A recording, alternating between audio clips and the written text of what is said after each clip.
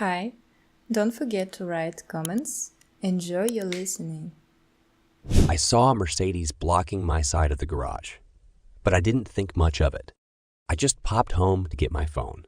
It's amazing how dependent people have come on their phones nowadays. It had notes I made for the 10 o'clock meeting, and I wanted to make sure I was ready. Under normal circumstances, I would never have been home at 9:15. On the other hand, my wife is a stay-at-home mom with a child. I texted her to see if she was busy, and she replied that she was in the library. She couldn't deliver the phone to me, so I made the 15-minute drive home. I was wondering whose Benz it was when I walked through the front door. Since Sienna was in the library, there shouldn't have been any guests. I guess I'm a fool, because when I went to my bedroom to get my cell phone, I saw that my wife was on the bed with another man in the guest bedroom. I froze for a while, but calmed down and quietly pulled out my phone, intending to take a picture for the divorce, but changed my mind because rage overwhelmed me. I grabbed the guy by the hair and pulled him away from my unfaithful wife. He was shouting obscenities when I knocked him to the floor. After giving him one kick and another, I spat on my wife and left the room. I was deaf to her screams asking me to stop. She begged me to wait, but I didn't hear anything. The Mercedes was flashing in my driveway when I opened the trunk. I quickly looked to see if I had anything suitable and chose a heavy metal jack. That's enough, I said to myself, and began to break all the windows, headlights, taillights, and all the doors of the offender's car. I calmly returned to my truck, threw the tool into it, and wiped the sweat from my forehead. By this point, my neighbor Heather came out to see what was going on. I waved my hand as I drove away from my entrance, not listening to my wife yelling at me to stop and let her explain everything. We were married for 2 years, but we dated throughout college. Our son, Sebastian Jr., was 13 months old, and it suddenly dawned on me that I would be paying alimony forever. I couldn't believe my world was collapsing, and then the phone rang. I drove into the parking lot of my office and put my thoughts in order for the meeting. I met with the owners and my immediate supervisor about the idea of remote work of employees. This would allow the company to save hundreds of thousands on rent every year, but they were against it because they were old and not very far-sighted. I was going to change their minds. I ignored calls from my wife and, surprisingly, her sister and sent notes to myself by email. I left my phone on the seat and went to make my presentation. I sat down in my corner in the office and breathed a sigh of relief. My neighbor Beth looked in on me and asked, "How did it go?" I smiled. "A meeting. Great. I think we'll be on the remote by Christmas. And my life. In the sewer." "What happened?" I went home and saw that my wife was sleeping with some asshole. My marriage is over."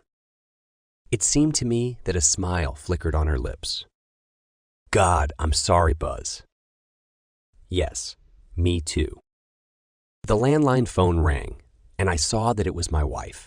I thought she was going to keep bothering me, and I answered.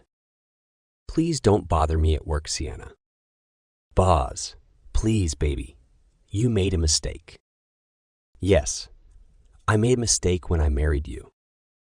Beth laughed and made a gesture, firing the gun at the phone. I frowned. "No. For God's sake, listen to me. It wasn't me at home. I was in the library. It was Scarlett." I laughed. "Why would Scarlett use our house?" "Steve works from home." Steve had been her husband for 6 months. Could this be true? Could it have been Scarlett and not Sienna? I put my chin on my chest and said, "Prove it." "What?" she screamed. "Prove it. Prove it was Scarlett." I replayed the whole scene in my head. I tried to imagine every image, every nuance that I could remember. Nothing helped. "How can I do that, baby? You are welcome. You have to believe me. I love you, Buzz. Don't give up on us. Abandon us. You did it when you spread your legs." I slapped the phone on stand. Are you okay? Beth asked. No. She says it was her sister. Beth laughed. You've seen them, haven't you? I nodded. Then what's the problem? I looked at her and said, they're twins. The rest of the day, I was like a zombie. I wasn't sure if I should go home, look for a hotel, or what to do at all. But I was expecting an ambush on my return home. Sienna and her sister were so close to their mother that I figured all three of them would be there to pounce on me. I pulled into my garage at the usual time and saw that Scarlett and Verity were already there. Verity was my mother-in-law and could be a triplet with her daughters. Except for the extra 20 years, reflected by the traces experience on her face, she was an exact copy of them. I approached my ambush, and when they all started talking at the same time, I raised my hand to stop them. Shut up, all of you. I went to the playpen of little Boz and picked him up. How are you, baby? I asked, as if he could answer me. I tickled him, and his giggling couldn't help but amuse me. I was worried about losing him after the divorce, and Sienna would find someone to replace me with. He was so young. Would he ever think of me as his dad? Or would he look at my replacement as his dad? It broke my heart. A tear rolled down my cheek as I sat on the couch. Little Boz wriggled out and slid down my legs to quickly crawl away. All three women looked at me expectantly, and each of them looked like an asp ready to strike. Okay, I said, where's Steve? Why does Steve have to be here? Scarlett asked. I knew it was Scarlett because she had a mole on the back of her hand. No, I didn't notice her hand this morning. That would be too easy. I was an ass to leave without letting her explain how she begged. There wouldn't be any problem if I just stayed. Well, if it was you who slept with this man in my guest room, doesn't he deserve the right to know? I won't tell Steve. I was hoping you'd keep this between us, she whimpered. I laughed. You expect me to believe it was you and not Sienna, but not tell Steve. I don't believe you. Verity intervened. Boz, let's not ruin marriages over this. Oh, you're being a little brazen, Verity. I'll tell you what happens. My marriage is ruined, and the only thing that can bring it back is Scarlett's confession to Steve of her infidelity. The women gasped, and Sienna began to sob. Steve is too much, Verity said, defending her daughters. Wait a minute, I said. I need change. I'll be back soon. When I got to my bedroom, I called my father-in-law, Dale. Hi, Buzz. What happened? Dale, you need to come to my house right away. I have a lot of problems here, and I need your help. What's going on? Everything is fine. Just come here as soon as possible. I ended the conversation and decided to stall a bit. I took a quick shower and dressed in comfortable shorts and a tank top. It's been about 10 minutes, so Dale should be here soon. I went downstairs, looked at the three women who were whispering conspiratorially, and took a couple of bottles of beer from the refrigerator. Just in time, Dale walked in the door without knocking, as usual for him. I poured him a beer, and the lady started on me again. Sienna started. Why did you call my father? He shouldn't be involved in this. Nonsense, I snapped. I need backup. You're lucky I got to voicemail in Steve's case. Scarlett opened her mouth. I never called Steve. I never liked this guy, and I didn't want to see him. What's going on, Buzz? Dale asked. Well, today I found my wife sleeping with some man in my bed, and they are trying to convince me that it was Scarlett, not her. He screamed. What? I nodded and continued while he looked at the women. The problem is that Scarlett refuses to tell Steve. She can save my marriage by destroying hers, but she doesn't want to. This tells me that it wasn't her, but Sienna. I agree, he said. He looked at me and asked, and what is my wife's opinion? I frowned. Verity seems inclined not to tell Steve and just move on. She seems to think that her daughters should be allowed to have their affairs without any consequences. Verity said, I'm just trying to save their marriages. I don't support novels.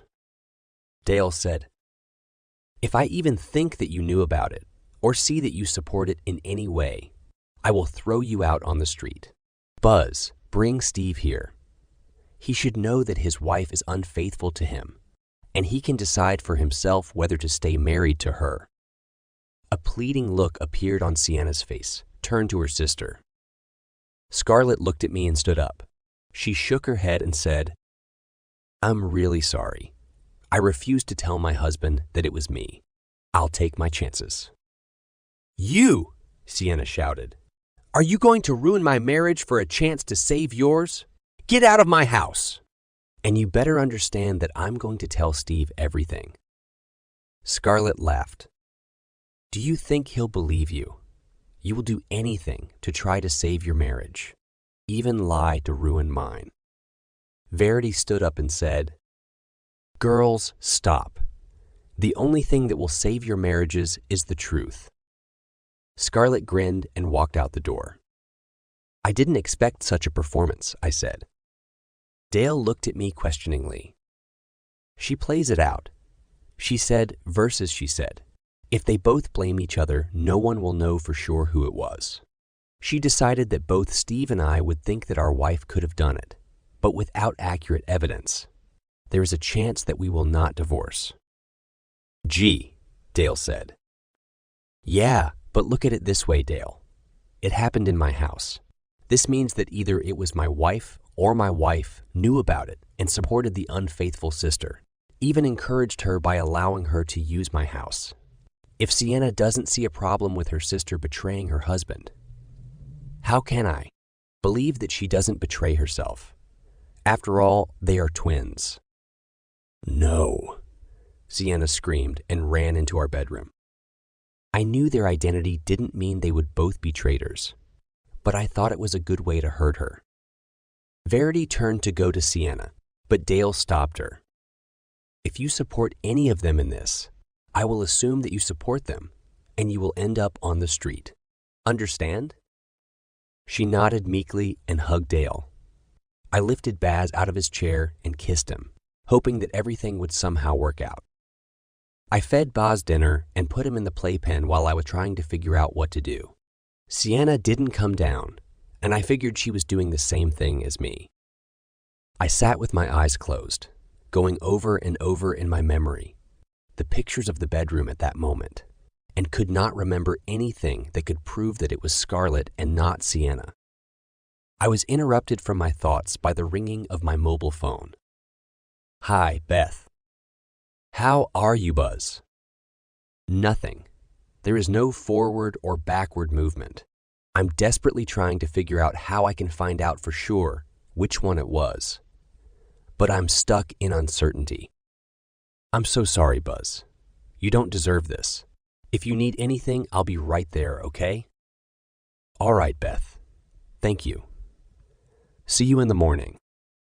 I ended the conversation and thought how good it was that Beth checked on me. We've been friends since we started working on the same day 2 years ago. Her workplace was next to mine, and since the office was open, our computers were facing each other and we looked at each other almost all day. She was a pretty girl, a little bigger than Sienna, but she had some thoughts, and she often made hints and used ambiguous expressions during the day. If Sienna was tall and slender, Beth was short and curvy with long red hair that she constantly pushed back throughout the day. Buzz, Sienna said from the stairs. Yes? I swear on our son's life, it was Scarlett. You have to believe me. Believe in my love for you. How? How can I believe you? If it wasn't you, why did you let your sister do this in our house? You really screwed up, Sienna. I don't see a way out of this situation for us. She was sitting on the stairs and sobbing. I knew I had to do one thing for sure, so I called Steve. Hi, Buzz. Hi, Steve. Did Scarlett tell you about today's drama? No. She went to a friend. I haven't seen her since breakfast. Well, I'm sorry to tell you this, but I caught one of our wives in bed with some man on the bed in my guest room this morning. Initially, they said it was Scarlett, but when I said I'd tell you, Scarlett backed out of it. They left everything on each other's conscience, trying to save themselves. "You've got to be kidding," he shouted. No, I do not know who it was or who to believe. It's a complete mess here. Dude, was Scarlett's car there? I sighed. I don't know for sure. I didn't open the garage. I only saw Mercedes. And no, I've never seen him before. Thanks for telling me, Baz. I'll find her and see what she tells me. I'll let you know. Thanks. Sienna was still crying on the stairs. You shouldn't have told him. You just don't understand. You can't play games like this while you're married and not suffer the consequences. If it was her, she must suffer. I don't understand how you could think you could say it was her. And I would never tell Steve. This would never have happened. We know you don't like Steve. Another reason I think you're playing with me. I can't believe you did this to us. We have a baby. Little Baz started crying because of my scream, and Sienna went to calm him down. It made me want to cry, but I refused to shed tears in front of her. She was such a wonderful mom. When we first started dating, she admitted that she didn't care if she would ever work. She wanted to be a mom and have 3 children. It wasn't in her nature. She was devoted to me and little Baz and never showed a single hint that she was unhappy. I think it was the same with Scarlett, although she was more sociable than Sienna. If you had asked me, I would also never have believed that she could do this to Steve. The next morning, I called my father. How are you, Sebastian? How is my grandson? Okay, Dad. Listen, I need your help. Is everything all right? No, I need to hire a private investigator. I explained what happened. My parents had money, and they could afford to help me pay for the services of a private detective. Besides, Sienna handled our accounts. I didn't want her to see the payment. My father did better and had a private investigator check on Scarlett as well. In his opinion, it was worth it to try to save my marriage. Sebastian, he said, no matter what we find out or don't find out, your son should be in the first place in every decision you make. You know that, right? I sighed. Yes, he's the only thing stopping me from divorcing her right now. All right, son, you may have to swallow a little pride and self-esteem. I know it's a difficult choice, but it's part of what a man does. No matter what anyone tells you, the child is the most important thing. I know, Dad. I ended the conversation feeling worse than at the beginning. I sat down at my desk and saw that Beth had already connected to our morning call. I noticed that she put on makeup and chose clothes with a beautiful neckline. I was wondering who the lucky guy she was trying for was. I figured she had a date after work. I joined the conversation and saw that a message from Steve appeared on my phone. She said she wasn't in your house. I'm not sure I believe her, and I'll be angry that she lied if she didn't. Good luck. Yes, good luck. He was in the same boat as me. What do we believe? Beth sent me an instant message with a question. Is everything all right? I looked at her and shook my head. No. She frowned, and we went back to our call. As soon as it was over, she asked, Are you going to lunch today? I'm buying to cheer you up. I'm not the best company, Beth. Thanks for the offer, though. Oh, no. I won't let you wallow in misery. You don't deserve this. I didn't think I deserved such a wife, but here I am. She shook her head and growled. Any woman who betrays you is stupid and does not deserve you. Thanks, Beth. The detective asked me to fill out some forms, a couple of questionnaires, and also send him some photos. I spent my lunch break on it, so I managed to avoid lunch with Beth. I told Steve about the private investigator, and he was thrilled. He filled out the parts of Scarlett's questionnaire that I didn't have answers to, her daily routine and the like, and I returned everything to the investigator so that he would immediately start working. I was hoping he could tell me quickly if it was Scarlett and not Sienna. I knew I'd go crazy every day if I didn't find out. He said it might take a couple of weeks to find out anything. I was curious why I hadn't heard anything about trashing the guy's car. I expected to get a call from at least the insurance company, and in the worst case, from the police. I came home and saw that Sienna had gone to class in the pool with a small base. So I wrote to the detective that everything was ready for the installation of cameras. He came in and out in less than half an hour, and I made myself dinner.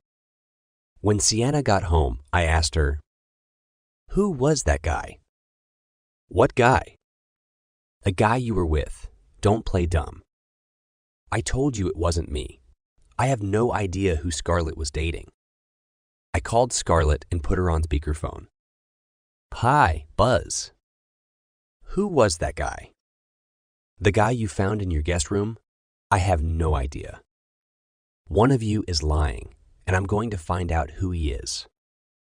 I was hoping that one of them would let it slip and give me some information, no matter how insignificant. It didn't matter.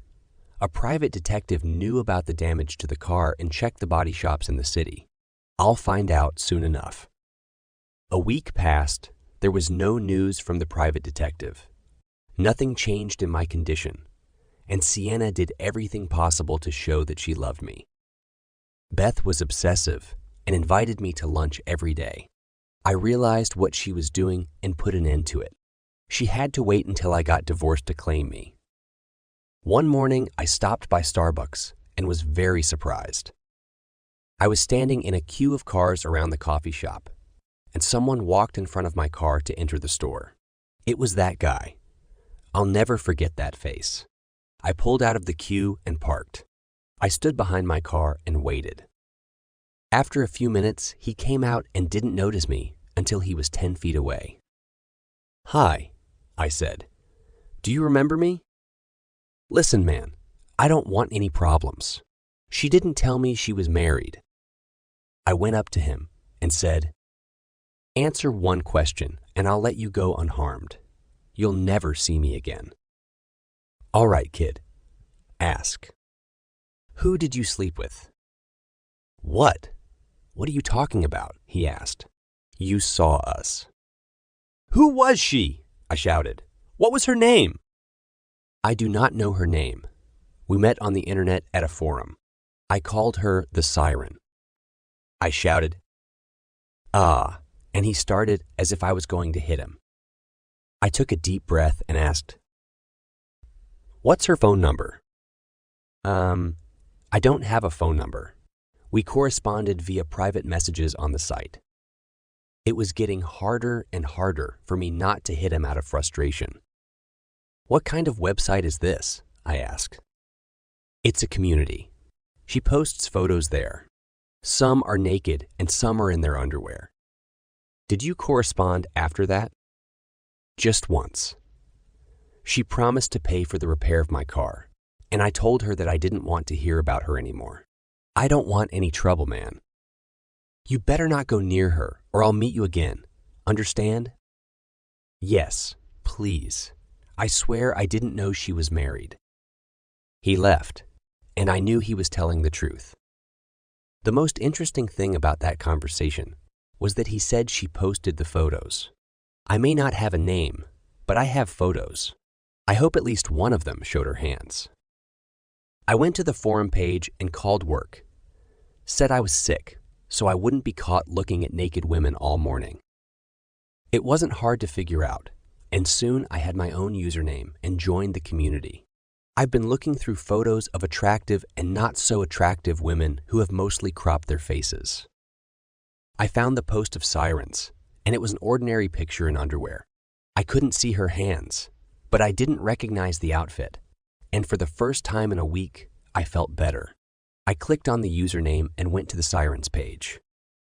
There were dozens of photos, and I didn't recognize the room. They were not made in any of our homes. She must have been holding the camera with her mole hand because she wasn't in any of the pictures. After reviewing dozens more pictures, I began to get upset. I tried to identify the room, the clothes, any traces on her body. Even her lips looked like Sienna's. I was at a loss. The photos were 6 months old at most, so the chronology didn't help either. Sienna had already lost weight after pregnancy by that time, and she didn't have any stretch marks or a scar. Another dead end, and it was driving me crazy. I was so close to finding out which sister she was, and then I had an epiphany. I entered the house. Sienna was feeding my son. She asked, "Is everything all right, Buzz? Are you feeling all right?"